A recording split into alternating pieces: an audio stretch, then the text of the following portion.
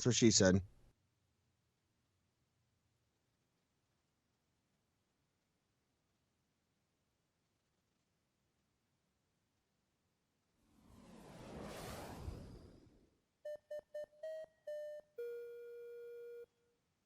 Tonight's episode of the 31st Lap Podcast is brought to you by DirtTrackDigest.com. If it's on dirt, it's on Dirt Track Digest. This is the 31st Lap Podcast, recorded live in the studios of FingerLakes1.com in downtown Seneca Falls, New York. And now, your hosts, Chris Marquardt. Good afternoon. Welcome to episode number 148 of the 31st Lap. Joining me via the Skype hotline is the one and only Mike Mallett. We got a good show for you tonight. We're going to be talking a little bit about Volusia and everything that's coming up along with that stuff. Mike is praying for a snow day tomorrow so that he can get all of his packing done. Doesn't have to do it after school because he's planning on departing. John has already left for Florida, and I tell you what, you guys are getting out of town at the exact right time with all this frigid weather. School cancellations all over the place already. People are restructuring their schedules, but Mike, however, you are not among those. I'm not allowed to do that. I don't get I can't take a day before a break without getting docked my pay. So I think I'll just wait till Saturday to leave. No, I'm fine. So it'll only be 2 hours on a plane. So yeah, it won't be not so bad bad. at all, right? No. It'll take me longer to get to the airport than it will to get to Florida. You're catching a direct flight, right? Right out of Syracuse? No, actually, I'm flying out of Albany. Going down to meet my parents, and then flying out 11:30 on Saturday morning. I land in Orlando 1:30, 1:45, somewhere around there, 2 o'clock. And then George and GT are picking me up, and we're off. Nice. And how much? Yeah, I wish I was there last night. Did you see who won? I didn't catch anything. I've been running around all day. We had an event at school today where somebody had to do some work on some of the special needs program, and they needed an extra chaperone to go to Jiva Theater and catch the Little Shop of Horrors musical. And I had the opportunity to take the guy that I work with, and I went along as a chaperone, and we took that in. So I have been a little bit away from a computer. Once we got back home, it was wide open trying to get ready for the Valentine's Day party tomorrow at the kindergarten. Oh, sounds fun. You have a Valentine's Day party for your cats? No. I just got my new kitty yesterday or 2 days ago. Oh, yeah? Yeah, a little kitten. She's a real stinker. But no, Greg Hodnett won last night. Nice. Yeah, of course. Tonight I'm not there. He smokes them. Well, maybe this is a sign of things to come. I hope so, because I'm going to be there on Saturday, and he better win Saturday. I'm going to be pissed. Now, in the event he doesn't win, what are you going to say to him? Dude, seriously? I flew all the way down here to see a race. What are you doing, man? Capital level disappointment, huh? Yeah, it's sprint car racing, man. It's all about luck of the draw and where you time and all that. That's you know that. sure. I know that. Everybody that drives a Absolutely. sprint car knows that. That's for sure. So last night, the track was okay. It seemed to be really fast, and I think that's just because it's so cold. It's cold now. For there, it's cold. It's in the 40s. That's cold, for them. So, I think that's, that was part of that. So, and then the UMP race last night, Kyle Strickler won. I don't know if you know who that is, Chris. Probably not. No. But he used to run big block modifieds here in the Northeast, and then moved south. Actually drove a chassis built by David Stremme, I believe. And David Stremme, who was married to Ashley Deal, who was a former Miss Motorsports. So there's a random connection for you. Well, how about that? Yeah. You got all that? You take notes? you are. And how do we tie this back to Kevin Bacon? No idea. No. You got close. Well, I'm sure, let's see, David Stremme's got to know Kevin Bacon. He's got to, right? It's pretty much a given in that industry. He's a NASCAR driver. He's got to know. He has to. Anyway, it was worth a shot, right? Yep. I don't know if you've been on the front page lately, but Jeremy Elliott, PennLive.com, has been doing a nice little series on drugs and racing. Yep, that's a very interesting series. It's if you haven't read it, get on there and check it out. It's a good. How much longer is that going to go? He's got a couple more. He just Nice. Today's was he wrote a story about Donnie Schatz, and Schatz says drug testing in the United States is needed. for sprint car drivers. He's on board. Because if you read the opening story, it talks a little bit about Australia and what they do. In Australia, there's a governing body that oversees all the racing, and they do random drug testing. Like Shot said, one night I was at the driver's meeting. The guy comes up, sticks a swab in your mouth, and tests you, and takes it and has it tested. If you test positive, you're done. That's it. Done. That's it. That's all she wrote. So, that was that. And now, I just got his second installment of the day. He's been writing about 2 a day. Talk about drivers' concerns must be addressed, and it features Lance DeWeese in the story. So that is now up to date and on the front page for those looking to read it. And then the other big news here in the last couple of days, came out yesterday, was Ransomville Speedway, their battle at the border. It's going to be a big block, small block race, but it's an $8,000 to win race. But here's the twist.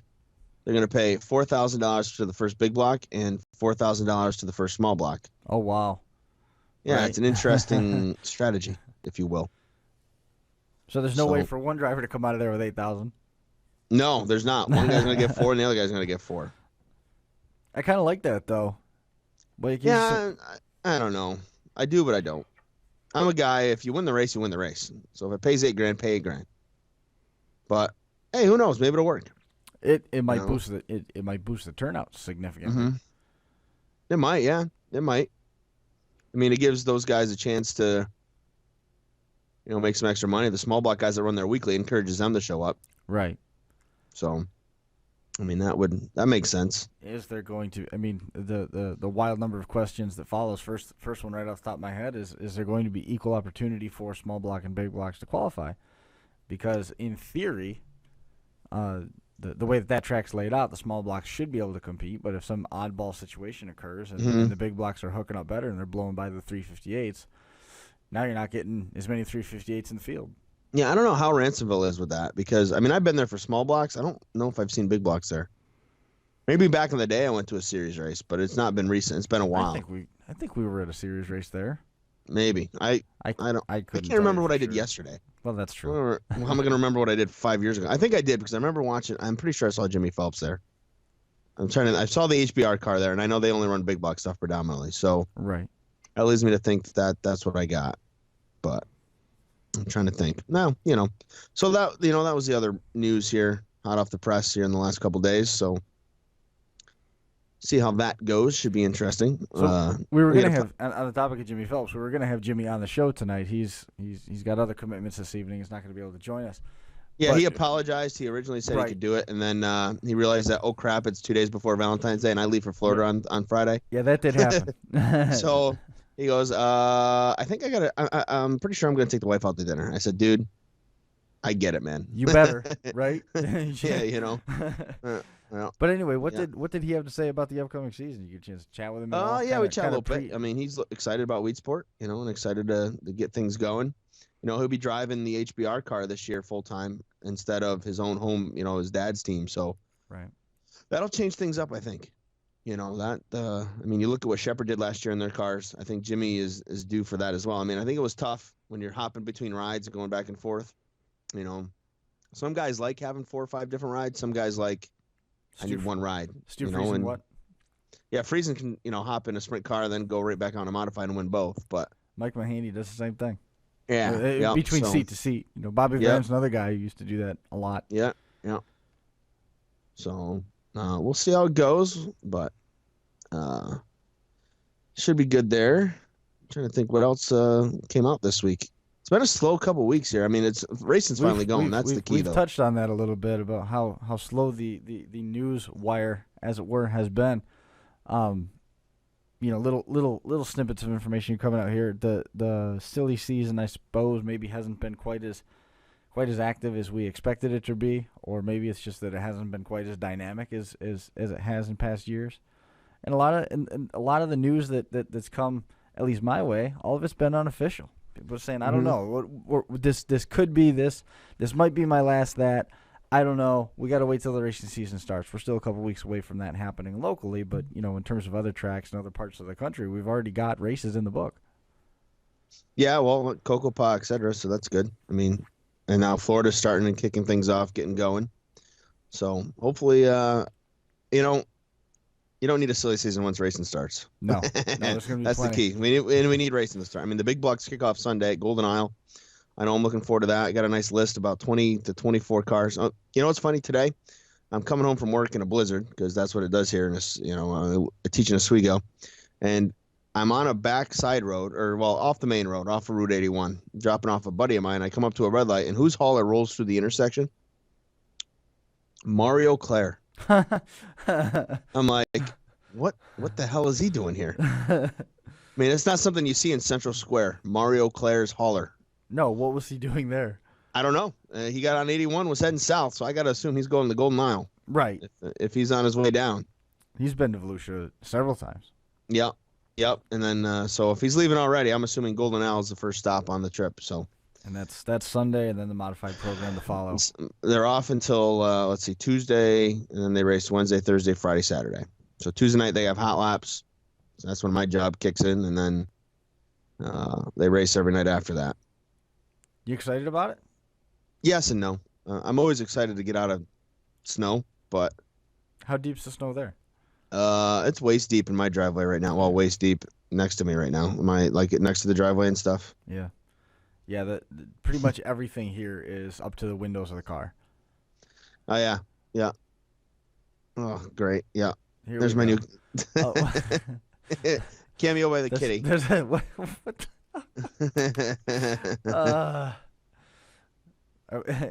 Yes, okay, I see the kitty. Thank you, Shannon. Yeah, Chris said thank you. Tell me about the wing behind you. Oh, what is going geez. on? Oh, God.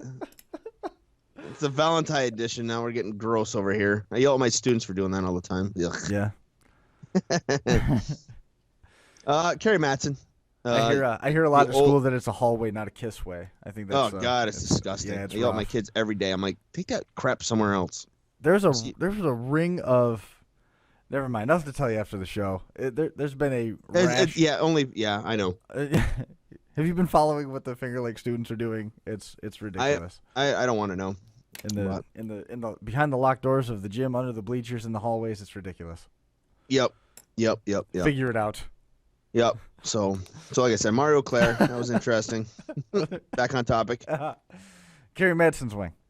Yeah, and Kerry Matson. This is before he changed his number to 29. He's still Caneric Racing, but this is back a while. I'll do this for you. There's the 92. It's 92 on this one. And then there you go. You can see the rest of it. It's a sharp looking wing. Yeah, I like it. I like that's why I bought it. The Madman.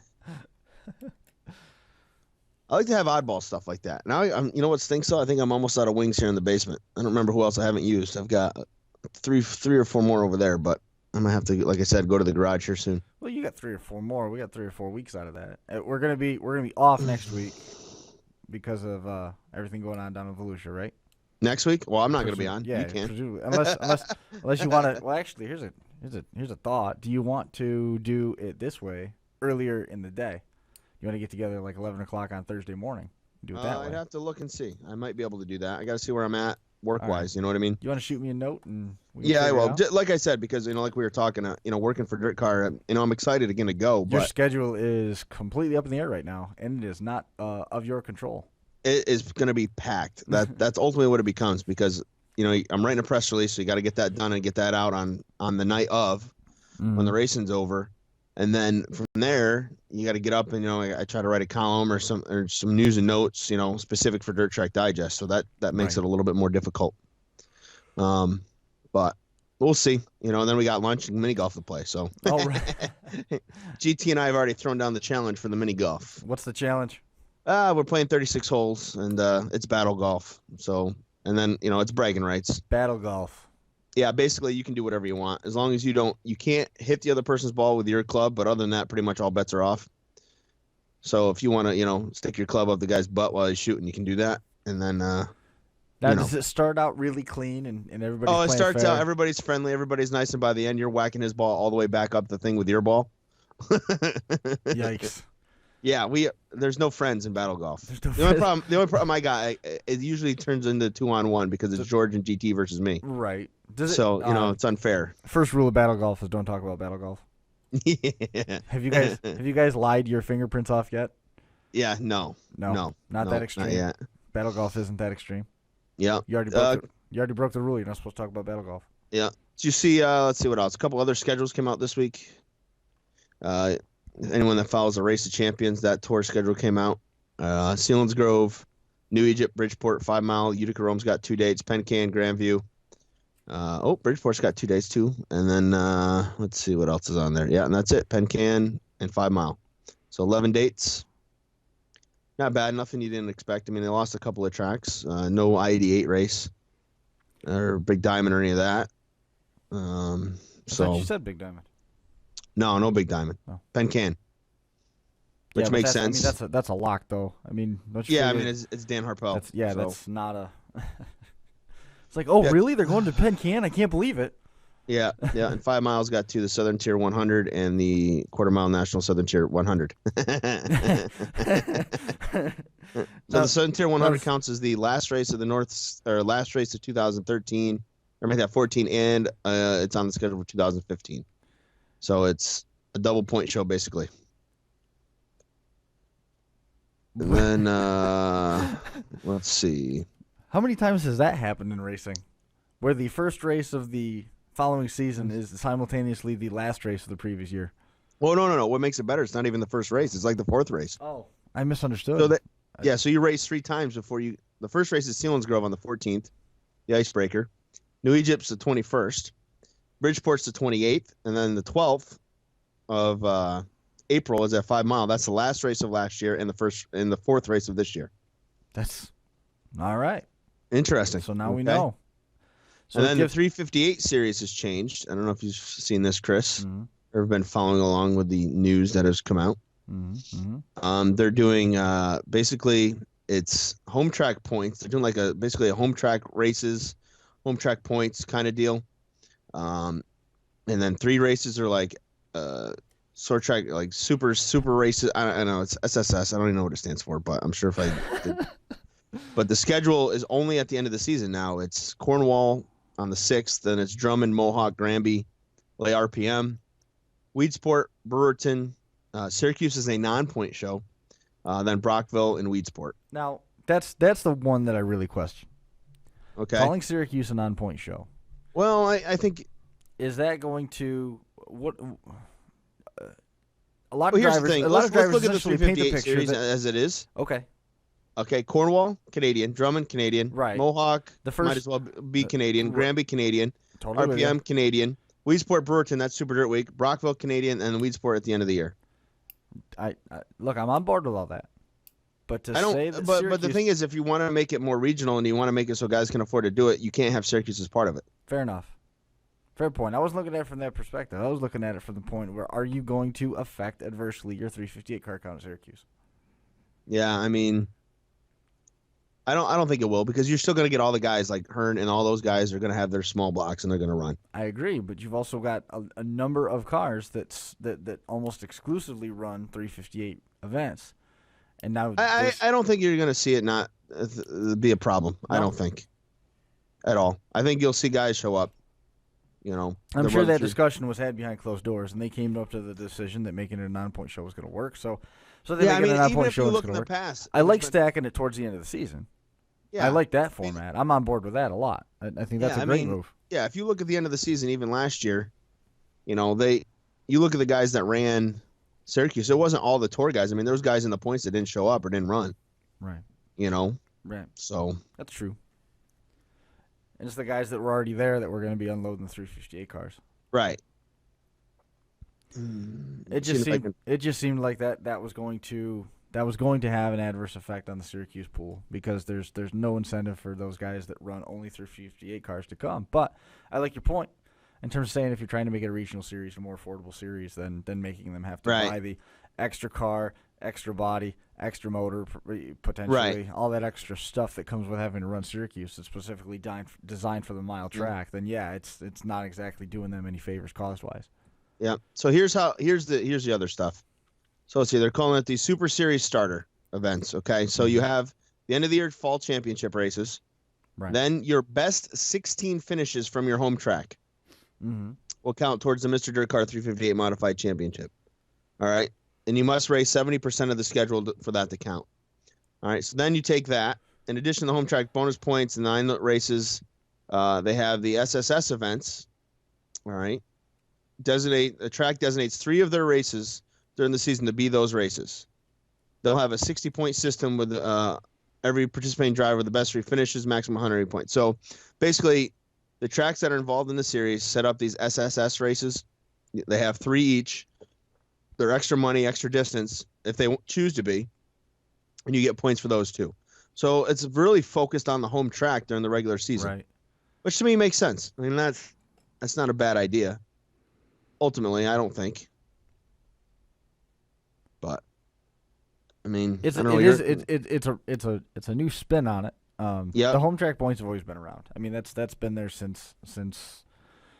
I mean, I'm going to say since the beginning. You know what I mean? That's always been part of. That's always been part of crowning the overall Mr. 358 champion. And right. there was always tracks that had modified programs that would crown a 358 champion just to get just a couple extra 358 cars come and show up and turn laps. Right. Brewerton had a 358 championship forever. Right. And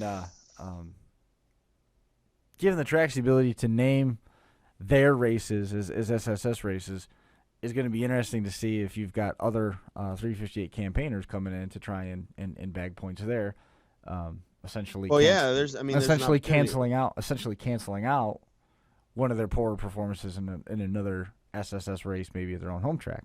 Yeah, I'm wondering if they'll allow that to do that. I bet you I would assume they're gonna, right? Don't you kind of have to? I mean, what's the point of identifying the races instead of just picking 3 of them arbitrarily? I mean, yeah, you're essentially designing a mid-season points chase and in that, you know, making the special events and stuff, and it's gonna drive traffic, not traffic car wise necessarily, but it's certainly gonna drive people there by identifying the race as a special event, giving the option of extra distance, extra money, things along those lines.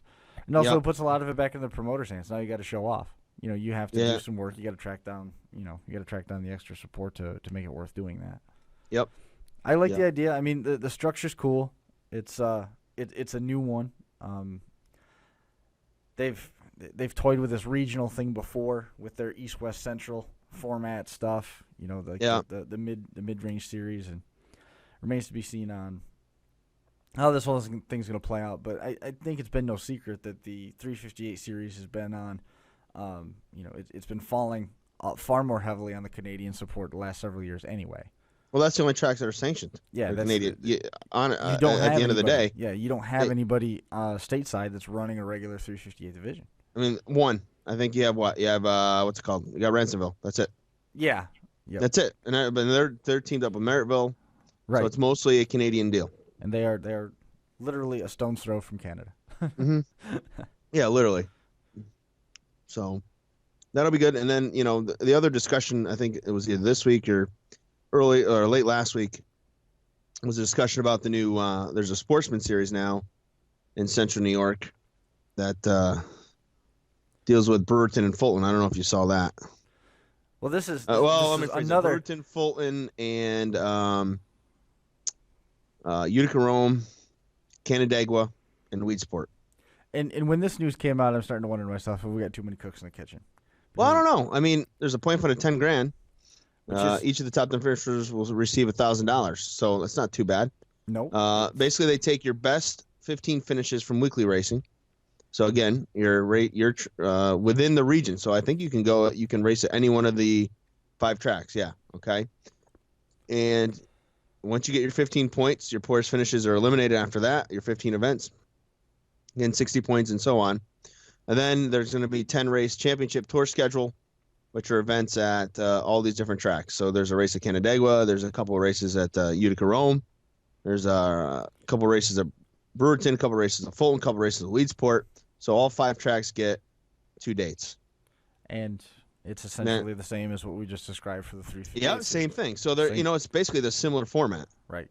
Which I think is neat. It's nice. You know what's nice to see? I mean, you figure sportsman guys, they can't travel as much. I mean, in recent years, we've got the Grit Series, we've got this, we got that series, we've got King of Dirt, we got this. But if you look, sportsman racing in general is becoming far more regionalized.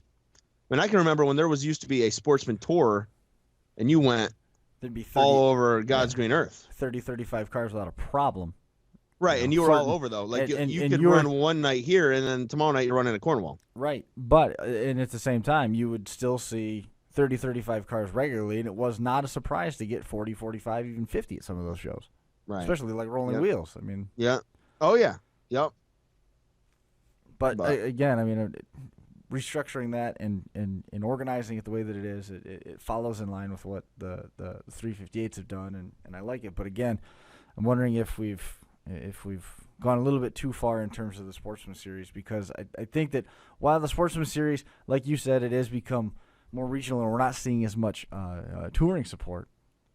Yeah, I don't think there's. I mean, I think the reason is it's just difficult. I mean, the Grit Series did well, but even them, they've made theirs a regional deal now, where the north part of the Grit Series is Hoosier, and the south part of the Grit Series is American Racer.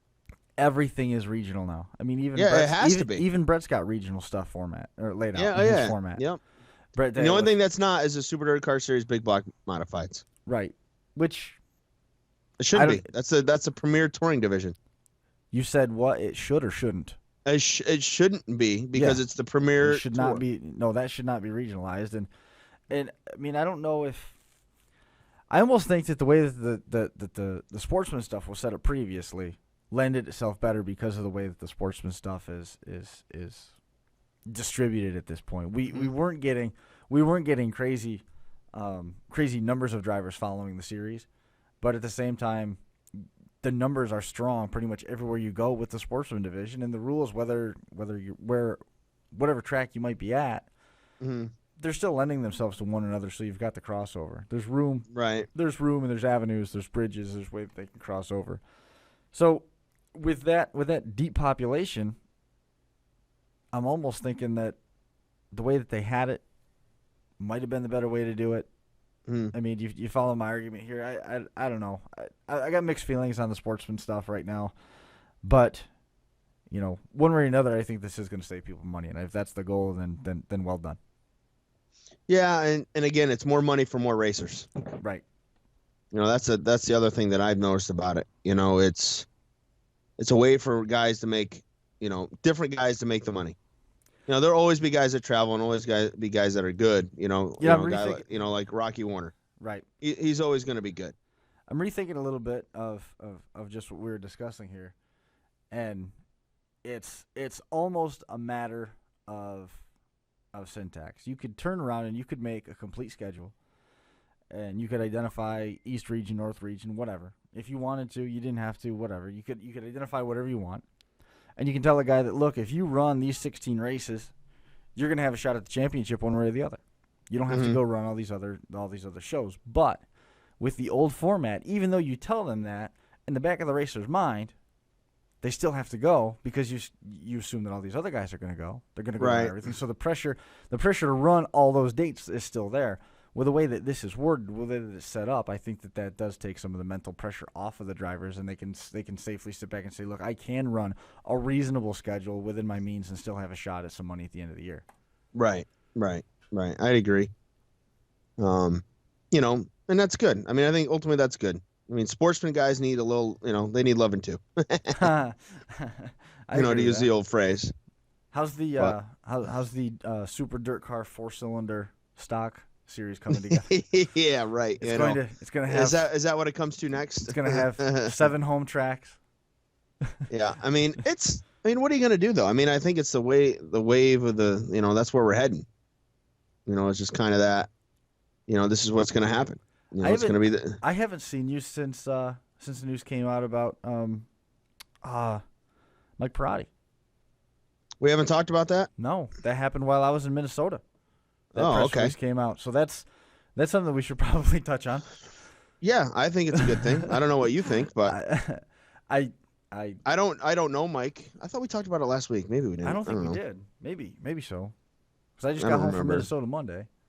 Yeah, I don't remember because I remember being at the Best Western in Mankato, and the press release came in announcing that Joe was all done and that Mike Perotti was taking over.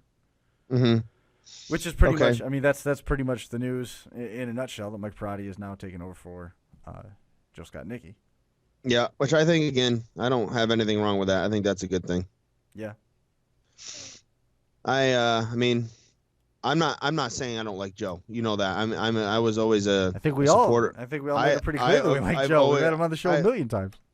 Yeah, I've always liked Joe. So I am, I was sad to see Joe go for me personally. But there's a lot of people that were not fans of Joe, which I understand. I had a different relationship, and I was fortunate to get to know Joe, not only on a racing level but on a personal level. He was always exceptionally nice to me, and willing to answer my questions, even when even when it was a crappy day or something he didn't want to do. He still was willing to do it, and I always appreciated that. So I was sad to see him go, but I know a lot of people like Mike Perotti, so and they've had good relationships with him. So let's see. I'm willing to say, all right, let's see what he can do. Give him a shot. Yeah, why not? I mean, what's the worst that's going to happen? He's done some good things at his home track, and we'll see. What yeah. When he was at, everybody loved him when he was at Airborne, from what I understand. Mm-hmm.